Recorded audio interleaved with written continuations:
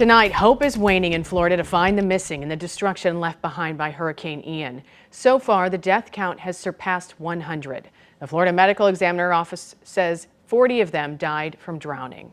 Today, President Biden toured the devastation in Fort Myers. He says this was one of the worst storms in the country's history.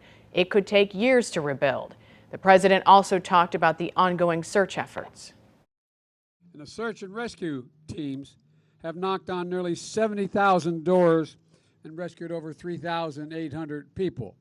Yesterday, Lee County alone, the search and rescue teams examined 24,000 structures just in this county, making sure we're accounting for everyone who still may be trapped.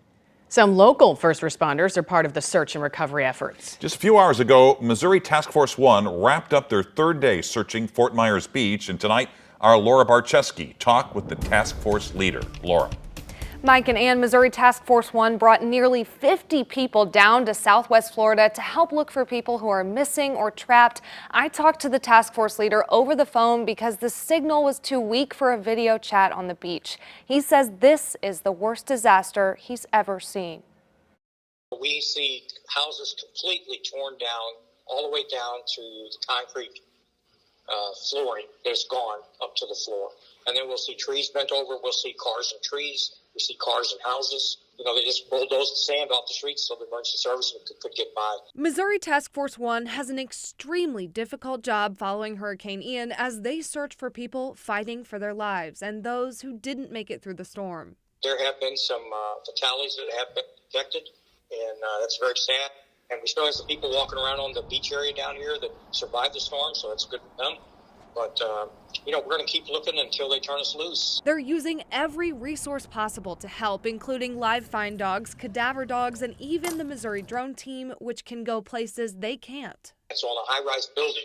If I can't make access to the top, they can actually go up there and look inside the building, look on the roof, look on the backside if I can't get to something. So they're definitely a tool that's coming, and they are necessary. Task Force leader Randy Sanders says they won't leave until they turn over every stone and look into thousands of washed up cars. So anytime we walk down the street or into a building, we have devices that are on us that we can mark those markings. You know, we'll make the appropriate decision on what kind of tools to take in there. But if the buildings are collapsed, then maybe we have to dig our way in. So it's been quite a process down here. It's not clear how much longer Missouri Task Force 1 will be in Florida, but they finished the last section of Fort Myers Beach today. Mike. Laura, thanks. And we have partnered with the American Red Cross for Project 5's Give 75 campaign to help raise money for Hurricane Ian relief. You can make a donation just by texting the word donate to 314-425-5355.